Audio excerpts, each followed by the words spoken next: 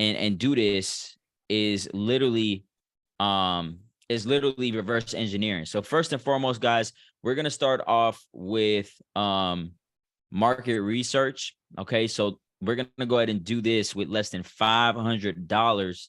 That is going to be the goal. All right. So let me know if you guys can see my screen. Can you guys see my screen? Drop a number 1 if you guys can see list source.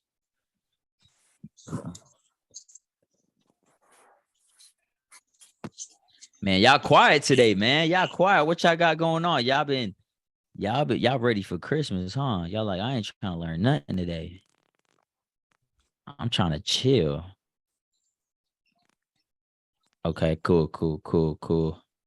All right, perfect. All right, so the first thing we're gonna do, guys, I love list source just because it is a true data source. It is a true source for data.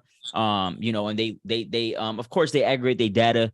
But this is all that they do is they pride themselves and they strive for getting the best data. So I love to go to list source. So first and foremost, I'm gonna go ahead and start off with create your own. So you can create a list source account for absolutely free. I do believe now they are requiring for you to have an LLC name. But I am not 100% sure on that, but I know that it is free. So I'm going to show you guys how to go ahead and find the hottest zip codes in your market tonight. So we're going to start off with the city of Charlotte. You can do this for any city. Our goal is to basically find the hottest zip codes. So I'm going to go ahead and start off with geography.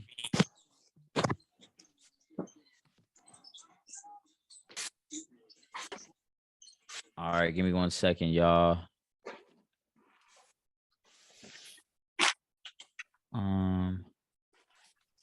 Give me 1 second, y'all. I'm gonna try to.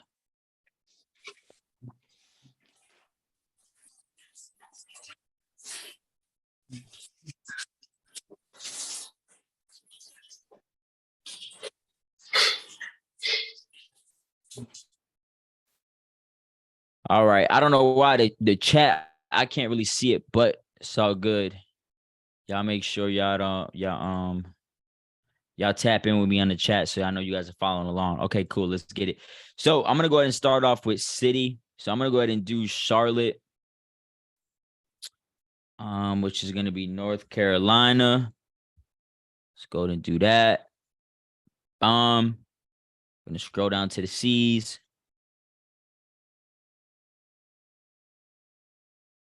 All right, where we at? So, where is it at? Did I pass this shit? Damn. All right, here we are. All right, cool. So we're just going to add the city of Charlotte. All right, so there's currently 244,000. This is the count in their database.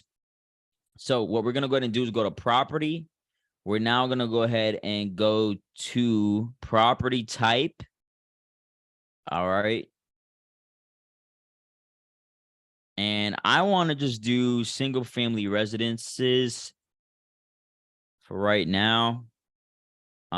So as you can see now, we're at 191,000 for the count. So I'm going to go ahead and also go to equity percentage. So I'm going to do from 99, right, to 100. So I'm trying to find literally just the people that have purchased, that have basically, you know, all equity, but that have purchased in the last 12 months. So as you can see now, it has gone down significantly when it comes down to the actual chat, right? Yeah, Bam Bam. I took the unmute off because there was somebody like making a lot of noise, but I can turn it back on if y'all want. Drop a number 2 if you guys want to be allowed to unmute, or if y'all good. I could take the feature off again, but let me see. I could do it if y'all really want me to do it. Yeah. All right, so I'm gonna allow you guys to unmute. All right, Bam Bam, you can unmute yourself now. But all right, cool. So we're at 99 to 100. So now what I'm going to go ahead and do is I'm going to go to property, or I'm going to stay on property, and I'm going to go to last market sale date. So I'm going to do last market sale day, and I want to do the last 12 months. I'm just going to click add. All right. So now you guys can see that we're at 1,221. So at this point in time, what I want to go ahead and do is actually grab this data. So I'm going to go to options. I'm going to go to no preference. I mean, if you want to get a little bit more, I guess you could say granular on it, you can do absentee owned. So you can see there's now 457 potential cash buyers, right? This typically does not matter. But once again, if you want to get a little bit more granular, you can do out of state. So there's 211 people that own a property in Charlotte that live out of state. And then there is, I guess, around half of that as well, almost half that own one in state. Okay.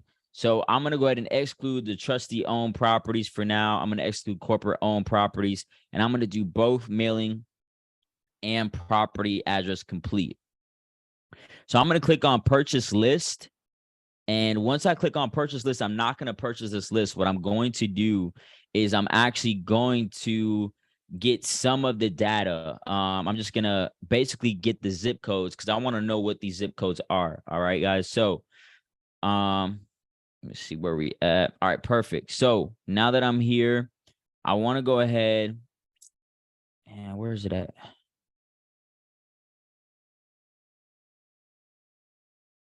I'm going to click add to order. Sorry, I'm actually going to click purchase partial list. All right, guys. So I'm going to click purchase partial list. And what this is going to do is that it's going to go ahead and allow me to either filter by zip code, by county. It's going to allow me to do a couple of things here. So my bad. Let me go back.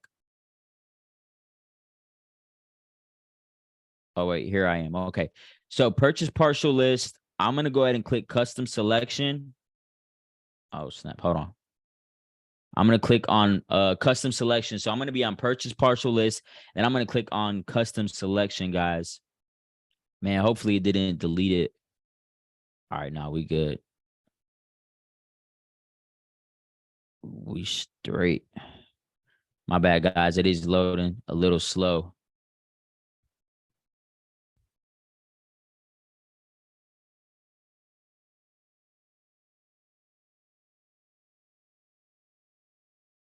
All right, this thing going super slow.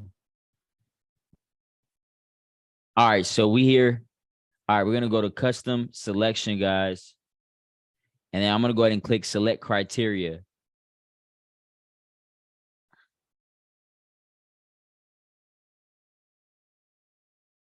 And once I select the criteria, I want to go ahead and grab the zip codes. And then after I grab, I just want to go ahead and look at what the hottest zip codes are when it comes down to Charlotte. All right. So this is all about reverse engineering. I'm trying to go ahead and first find out where are the hottest transaction, or at least the most people that are buying cash. All right. So when it comes down to this part of it, typically I export it, but for the sake of the example, I'm just going to scroll through. So if somebody can write these down for me, that'll be fantastic. So number one is we got 28208 at 29. Oh, we got 28269 at 65. 28269. Okay, so we got 28269, right? We got 28214. We got 28215. We got 28216. And we got 28208. I think is that 4 zip codes or is that 5 zip codes? How many zip codes is that? So Bam Bam said 28207 and 28211 are the hottest zip codes. So was Bam Bam correct? Man, what about 28269, bro? Oh yeah, it's hot too, but those right there is like them the money codes. You said these are mini codes?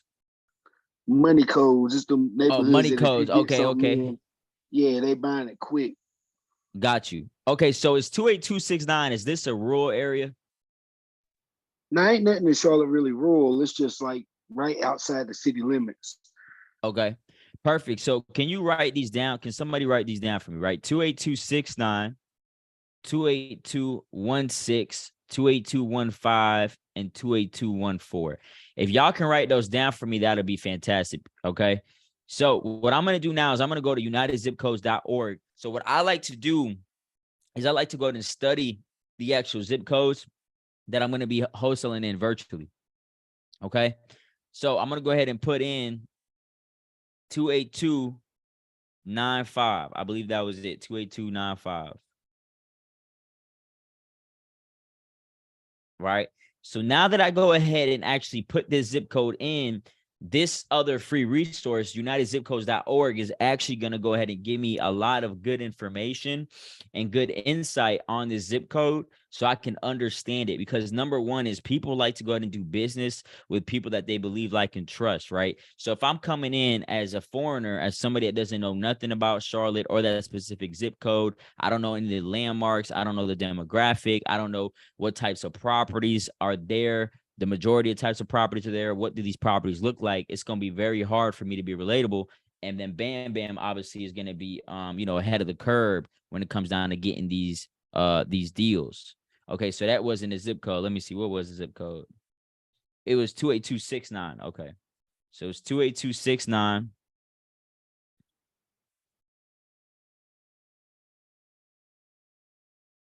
$28269. All right, because this pulled up something in Europe. We is not in Europe. All right, let's go. Let's see. Come on, hurry up. So guys, drop a number 2 if you understand everything that we got going on. Okay, so what we're doing is essentially, guys, we are going to be reverse engineering. We want to find the hottest zip codes using list source. Then we want to go ahead and find out the demographic within those actual zip codes, so that when we go into this market, we are able to understand what's going on. It's kind of like a lion with its prey. You know, they want to study how fast they are. They want to study where they obviously congregate, where they eat, what time are they sleeping, you know, how long they're sleeping. You got to be able to study everything when it comes down to, you know, your consumer or the person that you're trying to go after, right? What does your seller avatar look like? What types of places are they living in? What types of things are they going through? All of that good stuff, right? So let's see here what we got. So it says that this zip code also has a slightly higher than average population density. The number of people are in their late 20s to early 40s and is extremely large, while the number of seniors is small. Okay, there are also a large number of single parents and small number of families. Okay, so it's like a party city or something, party town. The percentage of children under 18 in the code is large compared to other areas in the country. Okay, so the population is not bad. It's 71,000 for this zip code. The median sales price is 164,000 according to United States zip code. All right, so I'm gonna go scroll down. Hey, Bam Bam. So far, would you say this is way off, or is this, you know, relative to what you've seen? No, that's pretty accurate right there. Okay, cool, nice. So now moving in, okay, I like to go down to here. Right, real estate and housing. The majority household are owned or have a mortgage. Homes in the zip code 28269 were primarily built in the 1990s or in the 2000s. So what this goes to help me out, guys, is when I'm using batch or prop, I now understand that I can filter properties between, let's just say 1990 to 2010, because I know that primarily the housing was built then, okay? So it also says that the median home value is 164, which is slightly higher than the average compared to the rest of the country. All right. And it says that there are most commonly 3 bedrooms. Okay. The rent for 3 bedrooms is normally around $1,000 a month. Now, if we're going based on the 1% rule, typically landlords are looking to make about 1% of the purchase price to be able to go ahead and take down that rental. So this should be, you know, typically I'm looking at properties. If I'm looking at something like this, if it's saying that the rent is about $1,000, I want to be able to get properties at, let's just say, between 80, anything below, 90 and 80, I would say around there, so I can sell it for 100 grand, because that's 1,000. That'll be 1%. Now that's just specifically for just landlords or rental, right? So moving down, I want to go down a little bit further on. I want to go ahead and look at more so the employment, okay, and what type of demographic we got going on here as well. So let me scroll back up, because it typically tells me that. So right here, it says that the majority in this zip code are white, with Black or African American being obviously the second majority at 42%. So it's relatively close. Okay. So I would say that this is predominantly a pretty good zip code. It has 95 transactions that have been done in the last 12 months. That supersedes every other zip code in Charlotte. Number two, the population density is pretty good. And the population is good as well. The only thing I don't like about this zip code is that it seems to be like there's a lot of people that are in their late 20s. It seems to be a lot of people that are fairly young. So, that can be a plus or a minus. So now that we know what our demographic is, we know our median sales price is. Now what we have to do is go ahead and fish for some cash buyers, okay? So what I'm going to personally do myself, all right, this is 3 resources we've done. We've done List Source, United Zip Codes. Now I'm going to go ahead and go into Facebook. So Facebook, guys, is literally going to be one of your best friends when it comes down to getting cash buyers, okay? So I'll kind of just show you guys really quickly. We're actually selling a property, or we sold a property already. And we sold it on Facebook. Very, very simple. But we also get a lot of cash buyers from Facebook. So what we do is basically what's called a ghost bandit sign, or a digital ghost bandit sign, okay? And essentially what we're doing is that we're going and finding out, right, in these zip codes, if these zip codes are primarily what the data is saying to be true. So the data is saying to be true that this zip code is a hot zip code. So what I need to do is confirm that with the cash buyers that I am going to be gathering. All right. So what I like to go ahead and do, guys, is take a picture of an abandoned property or a property that may not be in the best condition. And I'll either find it on Google, or, I'll kind of scout around. I want to make sure the property is not listed. But what I go ahead and do is that I list this property onto my Facebook Marketplace or Craigslist, and I go ahead and put it for cheaper than what obviously the median sales value is. So in this case, it's 164,000. Primarily houses are 3.2s. So I'm going to go ahead and list my property on Facebook for, let's just say, around 60% of that, right? So I'll do 60% of 164. I'll list it on Facebook, and I'll let them know that I'm looking to sell ASAP. The property does need some TLC, some tender love and care, looking for cash only. I would write something like that, okay? So my goal now is to get a whole bunch of people to contact me that are interested in buying this property, okay? Now, this is a real life property that we had under contract a week ago. It's actually set to close next week. But the cool thing about it is that we found a cash buyer on Facebook to buy it.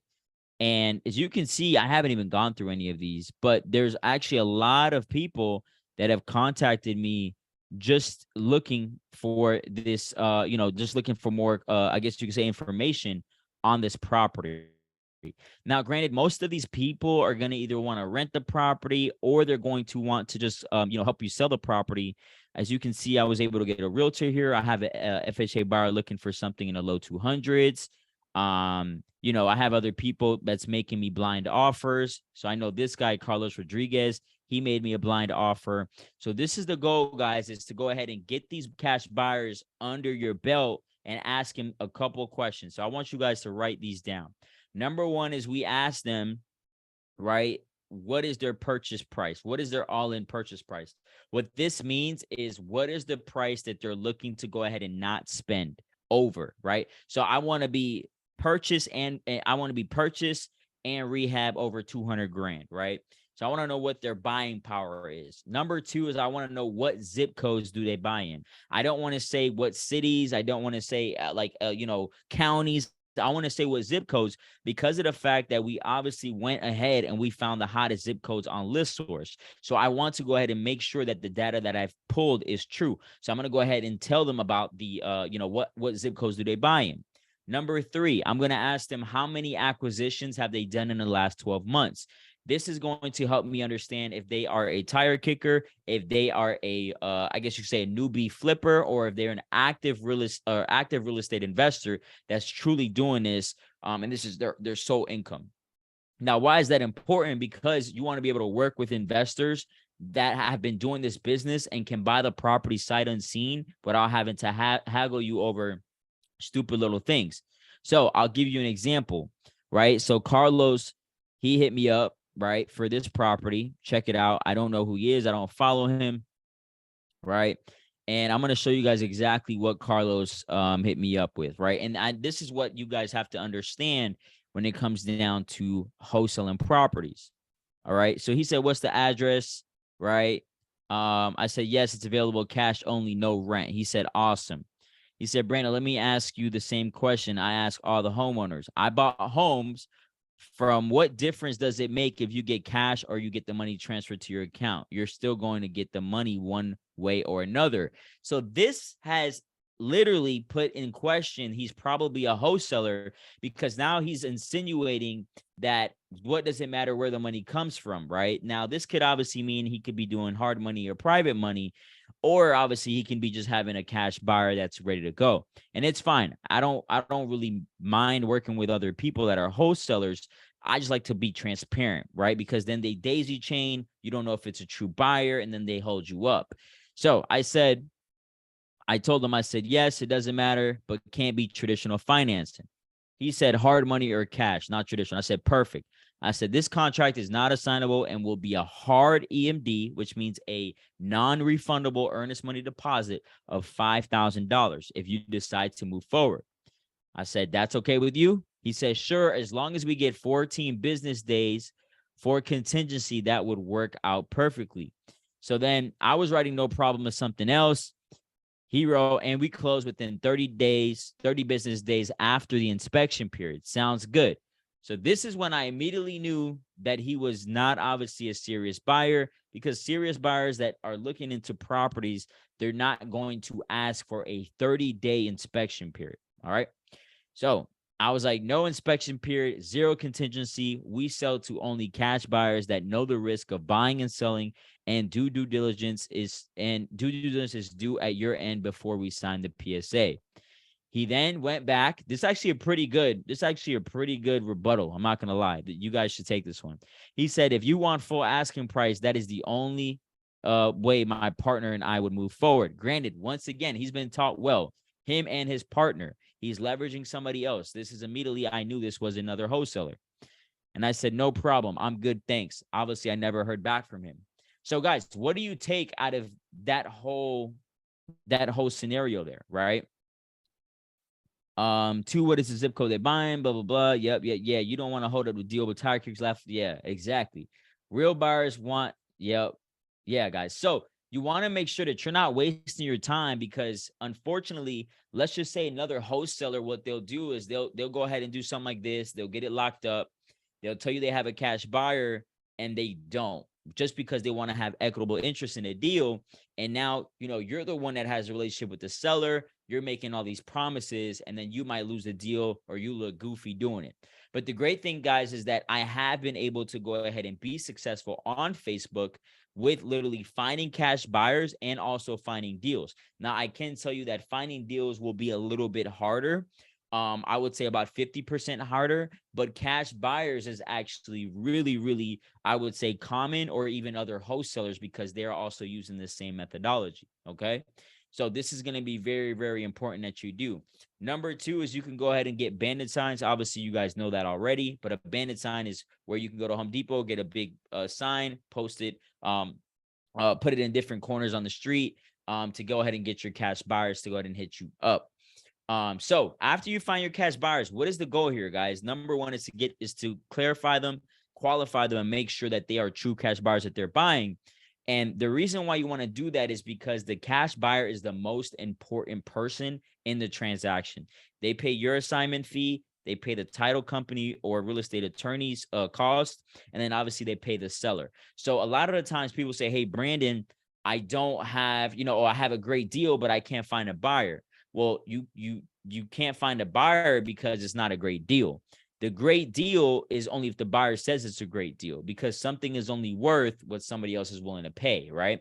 So that's why there's a lot of other companies, a lot of, disposition companies out there that they pride themselves on only just disposing of your properties. And they typically charge $5K because they have the buyer, right? So a lot of the times you have to make sure that if you're doing all this work, that you do have buyers that are obviously going to buy, so you don't have to give up 50% of your wholesale fee, or obviously you get stuck without having to get any type of deal at all.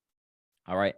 So buyers are going to be really, really important when it comes down to this. All right. So next thing that I want to go ahead and do, guys, is show you is I literally just Google my my tax collector's office.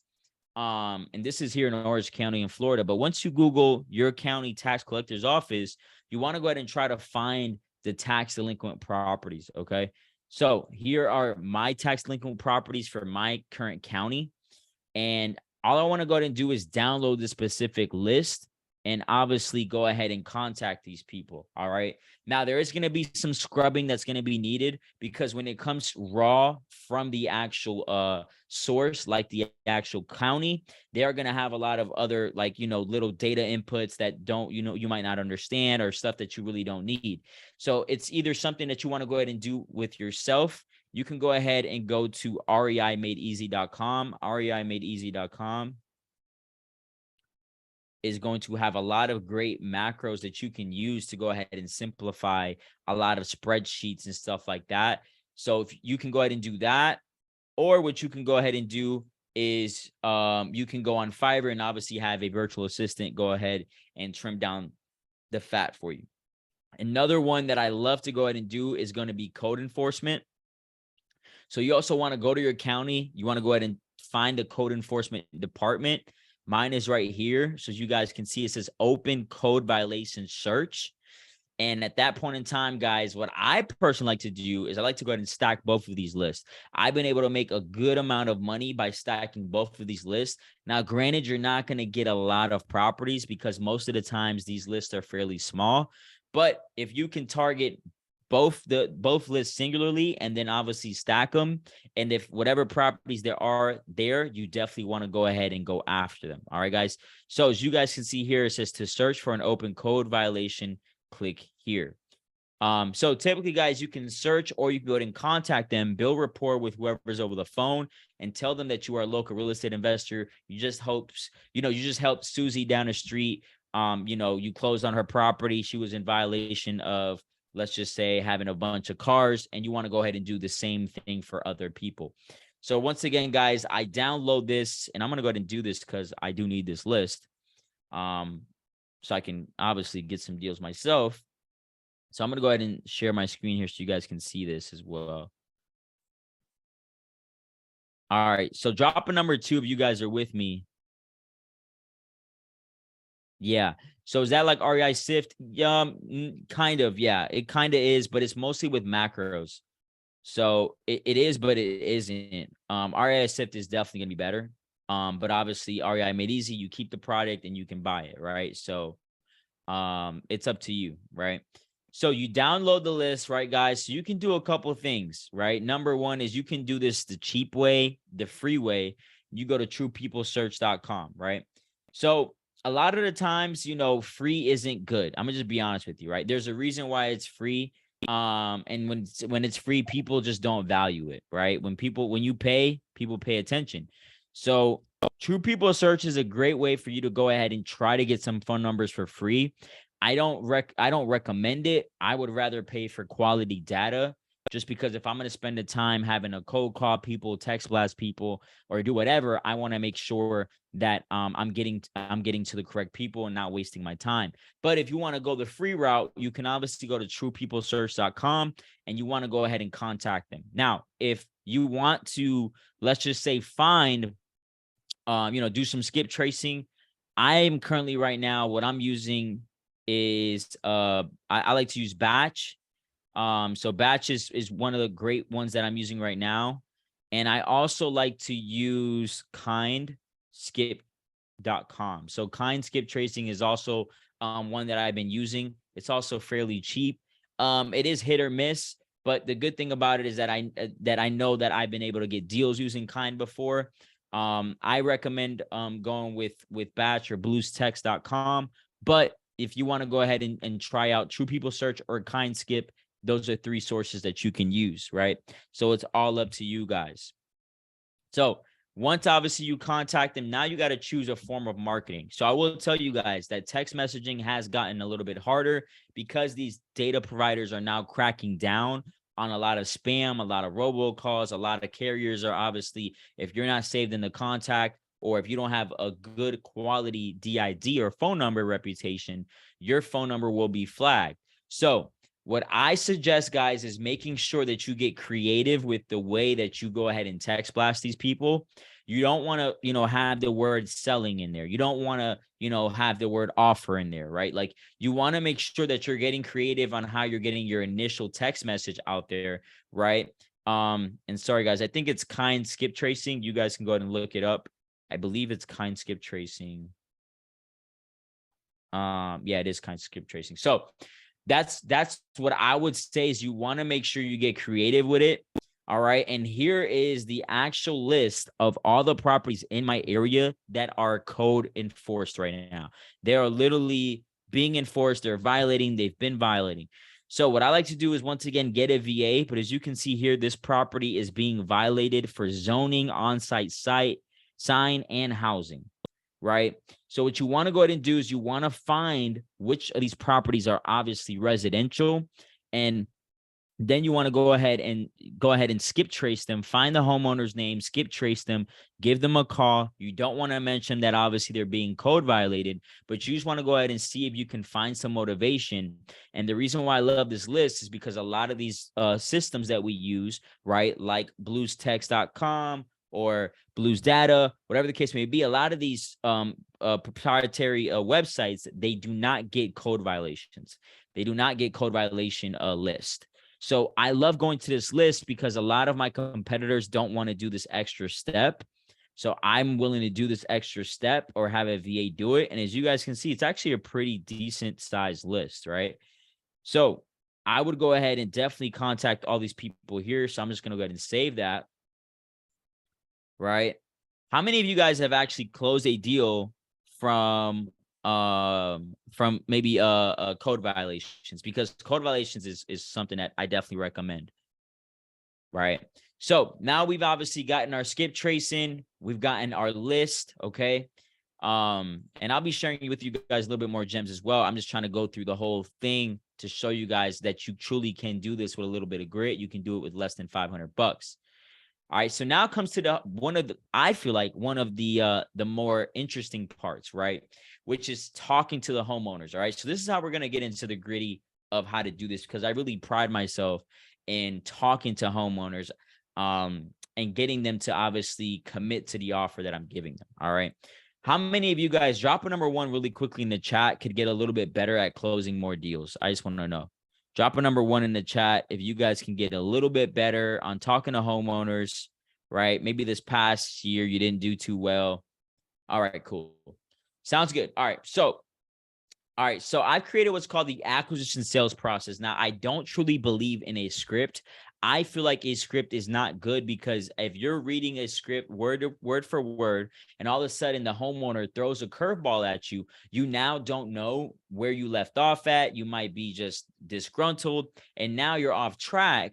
And because you've memorized this script, you don't know where to pick off. So I feel like understanding a process will be better, because if you know that two comes after 1 and 3 comes after 2, you know the process versus the actual sequence. Okay, so with that being said, the first step in my process is going to be, you want to introduce yourself and you want to set expectations. Okay, so number 1 is that I always assume the person on the phone is the owner. Even if I'm calling for Becky and a man picks up, I'm still going to say, hey, Becky, how's it going? This is Brandon. Now, why am I going to do this? Because I want to assume that the person that I am calling is the owner of that phone number.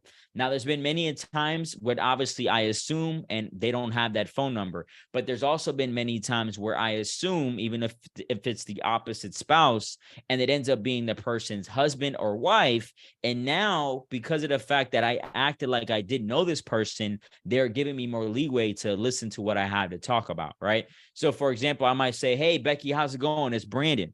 It's like, oh, I'm sorry. This is not Becky. This is your husband, right? Immediately, he now knows that I thought this was Becky's phone, but because of the fact that I thought this was Becky's phone, he probably thinks that we have talked before, right? Or I've built some rapport, or obviously she knows me from somewhere.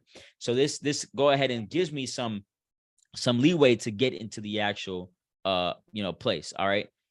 Give me 1 second, guys. All right, cool. Let's go. All right. So with that being said, right, I want to have high energy and I want to be assertive. All right. And then I also want to tell them who you are, right? You tell them who you are and what you're calling about, right? So you're going to introduce yourself and you're going to set expectations. So down here is an actual little piece on it, right? Hey, John, it's Brandon. How's it going today? I just be quiet. That's another thing, guys. We use what's called call rail, and call rail also allows you to kind of see who is talking more or less. So you want to do more listening than talking. So then after that, they say, oh, who is this? I say, well, hey, I'm calling about your property at 123 Main Street. Just wanted to see if you would consider an offer on it. Now, this is the verbiage that you want to use. You want to use would consider. You don't want to imply that they obviously are selling the property. You don't want to, act like the property's already for sale. You want to use gray area words to see if they were interested in selling on it, right? So after that, they say, yeah, what's your offer? We go ahead and rebuttal with, okay, great. Just need to ask you some questions so I can get you the best possible offer. Now, another alternative to that I like to say is, great. Listen, we don't do our due diligence unless we get a yes from you. So is it okay if I ask you some questions? So at this point in time, I'm setting the expectations that I didn't know if your property was for sale. I didn't want to assume that it was for sale, but now that you are willing to listen to an offer, can I ask you some more questions? Drop a number 1 if you guys are with me. And does that make sense? Okay, because this is very important, because you want to make sure, right, that the first 5 seconds is going to help you get to the next 10 seconds. All right, because if they hang up on you, you're obviously done. All right. All right, cool. So next thing that we're going to do in the process, guys, is we're going to clarify the condition and the property category. All right. So what are things that they have and haven't done? Ask questions that help you paint a picture of what's going on, but also build leverage and establish ground and make sure you're on the same page of the property condition. So number 1, right, guys, you want to make sure that you're painting that picture. You've never been inside the property, so you want to ask questions so that they can give you the most honest and transparent answer. Now, with that being said, right, you have to understand that in this type of conversation, the homeowners, his job, he or her job is to go ahead and make sure they get the most amount of money for their property, right? Number 2 is your job is to make sure you get it for the least amount of money, right? So you have to understand that you can't come into it immediately without building any leverage, without building any rapport, because you have to understand we do business with people that we believe, like, and trust. And if I can get you to be my friend, you will now maybe obviously do something for me in regards or in return, right? So this is what I tell them. Well, hey, Mr. Homeowner, we typically look at 2 different types of properties. A, properties that need no work and that can be sold immediately, or B, properties that are investor friendly and might need some updating. Which ones are yours? Now, what I'm doing here is called flashlighting. Now, flashlighting is basically a way where you want them to choose which one you want, right? But you also are making it very, very stringent and very clear that whichever one it is, right? So I'm being very clear about A. I'm telling you, hey, listen, these are properties that need no work, that can be sold immediately, and let's just say that are comparable to 2023, right? You want to make it so clear that, hey, you must fall in the 1%, like your property must be in the 1% for you to choose A. Now with B, I'm also making it a little bit open, right? Properties that are investor friendly and maybe need some updating. Now, when I'm saying A, I'm saying it very stern. I'm using like my tonality is kind of straightforward. I don't really have too much emotion. When I'm saying B, I'm having a welcoming tone, and I'm also like, I'm being a little bit more modest, and I'm kind of, that's the one that I'm trying to flashlight you to pick. Now, why is this important? Because, for example, if I tell my best friend, hey, you're fat, and he doesn't think he's fat, do you think that he's going to want to lose weight? Of course not, right? If you don't think that you have a problem, you're not going to try to fix that problem. So it's worthless for me to be on the phone with you for 30 minutes trying to negotiate a deal if you don't think that your property needs work. As well as if your property doesn't need work, I'm not going to be able to have any type of leverage, because now at that point in time, I'm going to be lowballing you. So I'm also not in the business of lowballing people. What I want to do is I want to give you a current condition offer. All right. So I want to give you a current condition offer, right? Something that's obviously fair. What it is, what you deserve, what the property deserves. Okay. So now they choose A or B. Now they say B, right? So at this point in time, I actually switch this up. What I actually tell them, right, is if you had the time, the money, and the opportunity, what changes would you do to your property? All right. So I want you to go ahead and write that down. If you had the time, the money, and the opportunity, what changes would you do to your property? Okay. Because you want to go ahead and paint the picture that in a perfect world, right? In a perfect world, if you had your only, let's just say your only solution would be to change something, what would you change? Because if they would change it, that means you would change it, right? So at this point in time, this is way better than saying, hey, what renovations have you done in the last 12 months? It's better than saying, hey, so have you done this? Have you done that? I'm not trying to tell them what they've done. I want them to tell me what they've done, because what we're going to be doing is a little bit of reverse psychology. All right. Drop a number 2 if you're with me, guys. Drop a number 2 if this is making sense. Give me some fire emojis. Show me something. Okay, cool. All right, dope. All right, so with that being said, I then asked them that, okay? I asked them, if given the opportunity, and you had the money, right? What changes to the property would you make? All right. Then they start telling me all the bad things that they would change, right?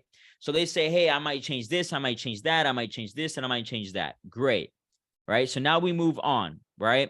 Now, here's something else that I want you to go ahead and add on as well when it comes down to the clarification of the property and the property category.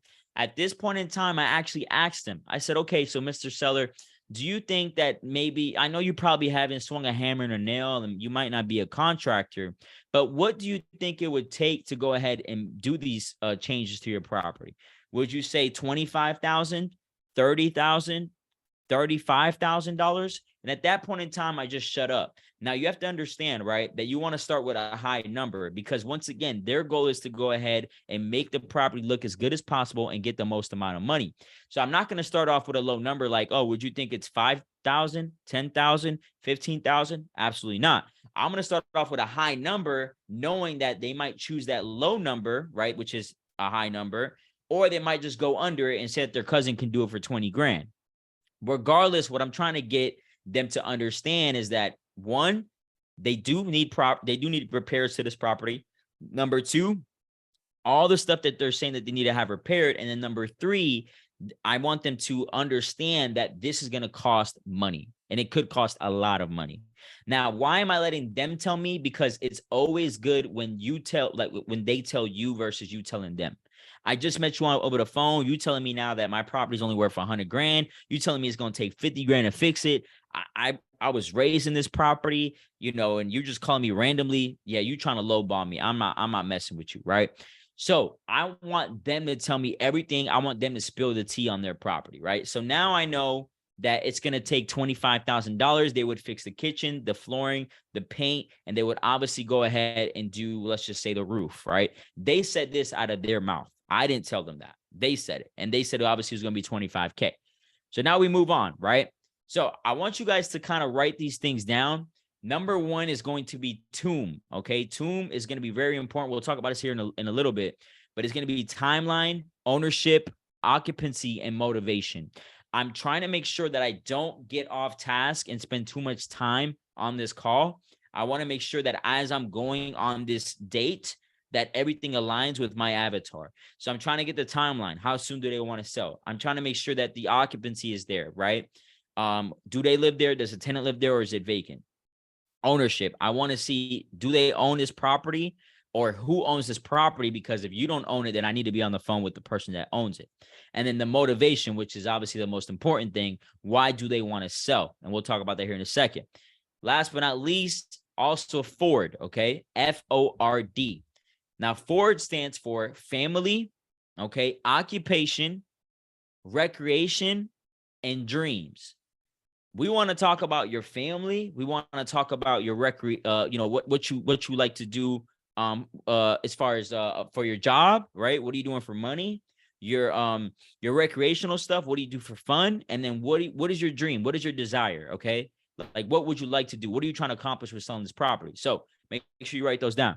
All right, so we move on, right, guys? Now we do what's called the assumption clause. Now, the assumption clause is when you assume something, someone is more often wanting to correct you.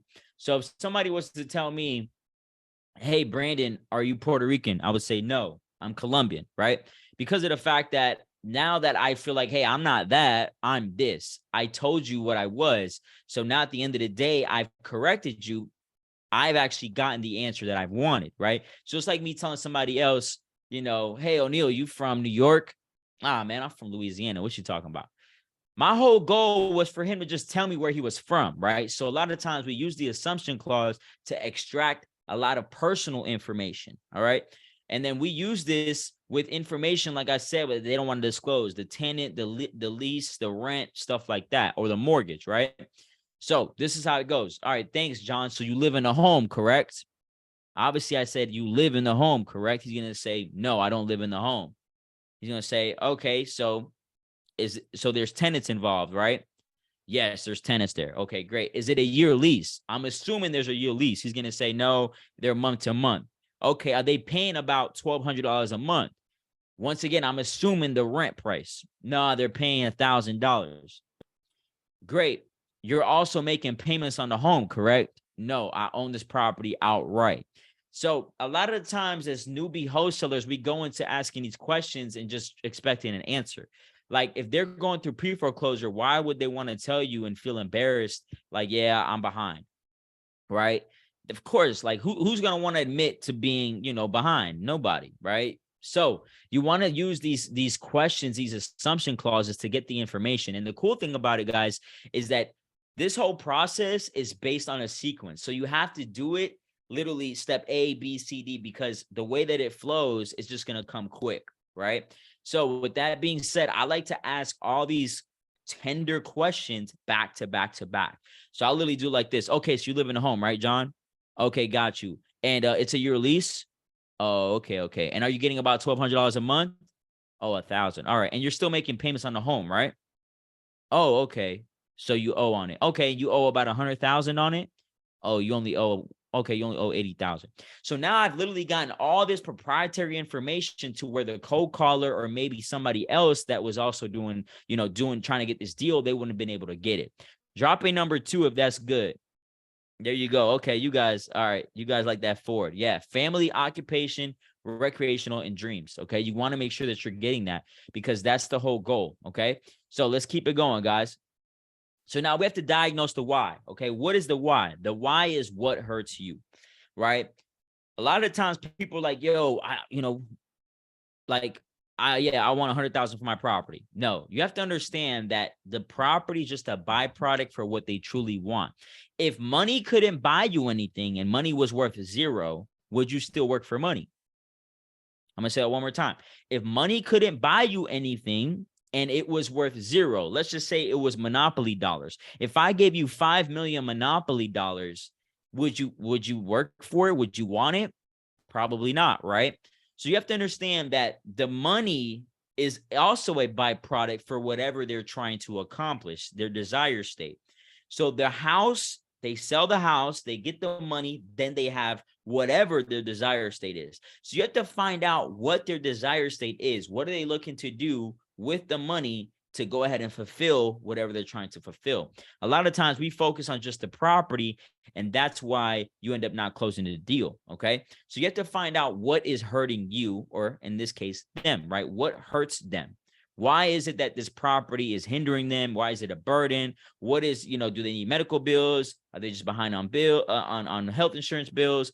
Is it a foreclosure? Did somebody pass away? Do they just have financial trouble? You have to try to get them to open up. All right. Another thing is, if this is so good, why don't you just keep the property? Like, you talk about this property is this, is that, you've done this and this and this and this to it. If it's so good, why don't you just keep it? For example, I have a sentimental, something that my great grandmother gave me, and it's worth no money. Like, I would never sell it. I would probably be in shambles if I lost it. So sometimes these homeowners, they talk about their property like it's the best thing in the world. So if it's so good, then why are you on the phone with me for 20, 25 minutes, wanting to hear an offer? You should just keep it. That's because there's obviously something that they're trying to accomplish by selling, right? So with that being said, this is how it goes. So John, listen, this sounds like a great property, and I appreciate your transparency, but I'm a bit confused on why you might want an offer. Now, you want to sound confused, and you want to stay quiet after you say this. You want to let them obviously go ahead and tell you. And sometimes a better way to do this, guys, is right, is say something like this: eliminate the rebuttal. So John, besides the fact of me calling you today, because I know you probably get a lot of people that call you, I mean, this sounds like a great property, and I appreciate all the transparency that you've been giving me, but I'm just a bit confused on why you might want an offer, right? So that's how we go ahead and diagnose that why. We want to find out what is that desire state that they're looking for. So now what I want to go ahead and do is I want to eliminate my competitors, right? If you eliminate all the other options, then you should be the only solution, okay? You don't want to be pushy. That's another thing that a lot of wholesalers do, or at least newbie wholesalers. They want to get a deal so bad that they're just thirsty. Like, you don't want to be thirsty. You have to understand that you are a buyer. So in a traditional transaction, if you're going to buy a property from a car from BMW, you're not going to be over there like, oh, okay, can you give me this car? No, we can't give you that one. Okay, cool. Can I take that car? Like, you're going to be looking thirsty, right? They're going to be like, oh, I don't know what's going on here. Does he have a license? Did he just rob a bank or something? So you don't want to be too thirsty, guys. All right. And then you want to make them understand that it takes two people to do the deal. So this is when you push back, right? So you want to go and eliminate other people, right? So have you ever thought about just listing the property with a realtor, John? Got you. Okay. It's going to take too much time plus the commissions. Okay. I mean, how about fixing it yourself? I mean, have you ever thought about just, paying the $25,000 that you said it would take to fix? Have you ever thought about that? Oh, you don't have the money or the time? Got you. Okay. I definitely understand. So now you have eliminated all of the other competitors, right? So now we talk about the timeline. You want to call their bluff, right? This is like going to the casino. This is like playing spades with somebody. This is like playing poker. Do you really have that card? Do you really have what it takes, right? Like, I'm willing to go this extra inch or mile. Are you willing to go there, right? So you want to go ahead and let them know, all right? So John, if we came to an agreement today, how soon would you want to go ahead and get this thing done? Right? And you could word this different types of way. A lot of the times when I teach this, guys, I want you to understand, right, that in all reality, what we're trying to do is we're trying to get an outcome. I want you guys to ask yourself, what is the outcome that we're trying to get the homeowner to give us here, right? And if the outcome is, hey, I want them to choose B, then you have to word it in a way that you want them to choose B. If you want them to say, hey, I want to do this soon, or I want to do this, you want to actually get a good timeline, right? You want to eliminate any other rebuttal, right? So you can say something like this. So John, if everything was to work out and I gave you a reasonable offer that worked for you, would there be anything holding you up to go ahead and get this done in the next 60 days? I'm telling you the timeline. I'm saying that if you like my offer, right, is there going to be anything that would hold us up? I'm eliminating everything for you. It's basically like a hot pocket, right? It comes in a little plastic thing. It tells you how many minutes to put it, in the microwave to heat up. Like, it's very easy. It's just, you know what I'm saying? It's microwavable. You just good. Then you open, you eat, you're good, right? So you want to make these things very microwavable for them. You want to go ahead and frame the question so that they can give you the answer that you're looking for. Okay. Because this is an emotional sale. All right, guys. So moving forward, they say, yes, I want to go, I can sell within the next 30 days. Okay, great. So now we have to establish the property value. You've already told me what you would fix. You told me how much it would take to fix it. You told me that the property does need work, right? And you told me why you would sell it. Now I need you to go ahead and understand why I can't give you what you think you deserve, right? So you want to understand the seller's point of view, and some sellers are just unreasonable. They also have what's called sentimental value. A lot of the times you can't literally justify sentimental value. Going with, with my grandmother's thing, somebody will say, hey, I'll give you $1 million for it. I might not take it because it's just not worth $1 million. It's worth way more to me. So sometimes homeowners, hey, I met my first girlfriend here, my high school sweetheart. I also, look, this is like all the times that I grew 6 inches, right? I also lost my tooth in this bedroom. And because of that, I want $300,000. Listen, that's all sentimental value. I don't care about that. Like, I can't sell my property. When I go to sell the property, I can't sell this property saying that, hey, well, the last guy actually lost his tooth here. So, this is why I think you should pay me more money. It's just not how it works, right? So this is what we ask them. What do you think the property's worth in today's market? And then after they tell me, okay, it's worth 300 grand, I say, is it worth that in its current condition or after it's renovated? So that's the caveat, guys, because remember, initially, earlier on in the conversation, they told us, right, that it would take $25,000 to fix it. They told us they would fix this, and this, right? And they told us the property does need work. So if you said it's worth 300 grand, and then you said it would take $25,000 to fix it, right? Well, you'd be crazy if you think I'm going to give you 300 grand, because you just said, right, that it would be 25 grand. So immediately they understand that. Now the risk of doing business, the cost of doing business, that's where we go ahead and put this threshold between what you think you should get for it versus you said it's going to take money to do it. Plus you said you would fix this. And obviously you want to sell this thing quick. I can do this for you. You said that you wouldn't do it with a realtor. You said that you can't obviously spend your own money or your own time on this, right? So this is where the reverse psychology comes in, guys. All right. So at this point in time, what we're doing is that we're doing the yes ladder, the double L, and we ask for price. So number one is we want to re-clarify all the cons of the property and the motivation. Okay. Then we want to go ahead and we want to get them to make it's called a yes ladder. We want to basically have them say yes to every question that we ask. Okay. And then the double L it just means leverage later, right? You want to take all the cons and you want to ask for the price at the end. So this is how it goes. Just to clarify our conversation, you said you haven't done any renovations, right? Okay. Also, you might want to sell to help pay for some debt, correct? Yes. Right? Well, you sound like a person that knows what they want. I mean, if I could put all these things behind you, what would that special number be to get you to Florida in the nice, sunny state, whatever, right? Whatever the desired state, whatever it is that they want to go to move, right? So at that point in time, they give you the number, and this is where you have to play good cop, bad cop, right? You're their friend, but friends don't argue. So you want to make sure that you use a partner the same way that guy Carlos was doing on Facebook. You want to go ahead and use your partner. You want to use real estate market as the bad guy, because remember, you're willing to do everything to help them, but it's the market or it's your partner that's not allowing you to do that, right? So this is how it kind of goes. Okay, well, are you familiar with 123 Main Street? Okay, well, that property actually sold for $220,000. Now, I'm not saying that that's what I can do, but I'm not sure that the market would allow me to do so. I want to make this a win-win situation.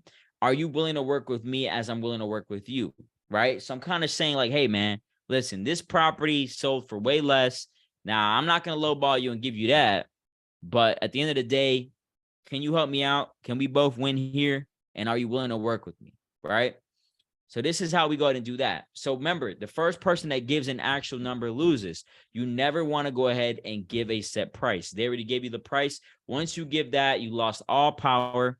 And a lot of times, guys, people don't want to go ahead and make an offer because they feel They just don't feel well, right? You feel like you're lowballing them. But guys, you have to understand that if you feel that way, that's because you haven't built enough rapport. Okay. So this is how it goes. So John, I want to make this work, but based on what I'm looking at, and I hope my finance team doesn't kill me for this, I can probably do something in the range of $90,000 to $110,000. Right. So how does that sound for you, John? And you just let them go ahead and obviously do their thing. Okay. Now, a lot of the times, what we're starting to do is we're starting to have a file number. And essentially what we do with the file number is if they don't accept our number at that point in time, we give them 48 hours and we say, hey, listen, we'll jot down this file number. And even if you call back and I don't pick up and maybe somebody from my company does, just give them this number so that they'll know that your expiration date or expiration offer is due until, let's just say 12/20/28, right? The 28th of December. But after that, obviously, it's going to be expired and we can no longer do that for you. So that actually has worked in the last couple of deals for us. And we've been able to go ahead and close on a couple of contracts because we're actually using that whole method. So I hope you guys can use that as well, right?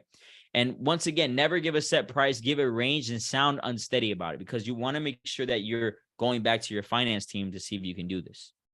All right. So you want to give the incentives. You have to set yourself apart from the competition and you have to make sure that you sell all the benefits. Okay. Make them understand the value that you bring to the table, guys. All right. So listen, this is exactly what I say. Well, John, I do want you to keep in mind that we plan on saving you money. We can take care of the closing costs, which can be up to 4%. And we will be doing business owner to owner. So we'll save another 6% in fees, as well as we'll be purchasing the home in as-is condition, so you don't have to fix anything. Also, we can get this done between 14 to 30 days or a reasonable time frame for you. So this is what we call smart without the A, guys. So this is save money, risk, and time.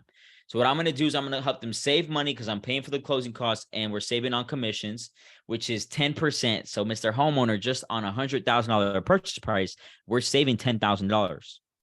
I'm also going to be saving them, right, the risk of going ahead and fix their property and lose money out on it so they don't have to fix anything. And then the time, they don't have to list with a realtor or gamble with the market. I'm going to do this in a reasonable time frame of 14 to 30 days. All right, guys. So that's how we leverage that. All right. So here's, you guys can take, so now we lock in the price, right? It's time to go for the kill. You want to go and lock them in, right? So at that point in time, you're negotiating, you're trying to get this thing locked up. So how about this? Give me a minute to talk to my finance team. If I can go up, can you come down? Most of the time, they'll give you another offer. You're obviously down here. This is what you want to tell them. So how about this? Give me a minute to talk to my finance team. If I can go up, can you come down? Right? If they say yes, great. Okay. If I can do that for you so most of the time they say, yeah, I can do 100,000, right? So this is what you want to say. Okay, if I can't do that for you, is it worth me even telling you what they said? If they say yes, that means that they still want to go ahead and possibly do a deal. They're still willing to go down. Now, here's why. If you say, let's just say you're like, yeah, $100,000 that's the best I can do. And I say, okay, well, listen, if I can't do that for you, is it worth me even coming back and telling you what they said? If you say, yeah, come back and tell me. If you're saying that 100 grand is what you can do, but you still want to hear the less offer, why? For what reason? Right? So this is when you come back and you want to go ahead and be like a buffet, right? Why do people love buffets? Because there's a bunch of options. So you want to come back, you want to give them two offers. Hey, I have two offers for you. Offer number one is $90,000 and I'll take care of all the closing costs, close in 14 days. Offer number two, we'll give you $95,000 and you take care of the closing costs. Which offer would you like to go with today, John? Guys, does that make sense? Drop a number two if this was valuable for you, right? Because I want to make sure that you guys got some value out of this, because this is literally how I've been able to close homeowners the past 4.5 years. Now, granted, I've literally taken this over and over and over and changed it and changed and changed it. And this is why, like, a lot of the students that I have been able to be successful, because you have to understand that you can't, like, the process may change, right? These homeowners, they get, they start to understand what's going on because, they just catch on, right?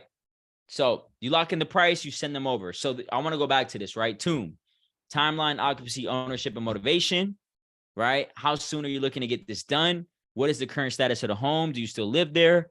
Are you speaking to all the decision makers? Sounds great, but I'm a bit confused on why you want to sell, right?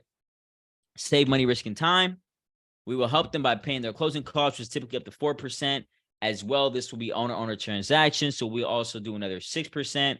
And then obviously we'll be purchasing as is. So unless you want to fix anything, you don't need to. And we can typically close this in about 14 to 30 days, or a time frame for both of us. All right, guys.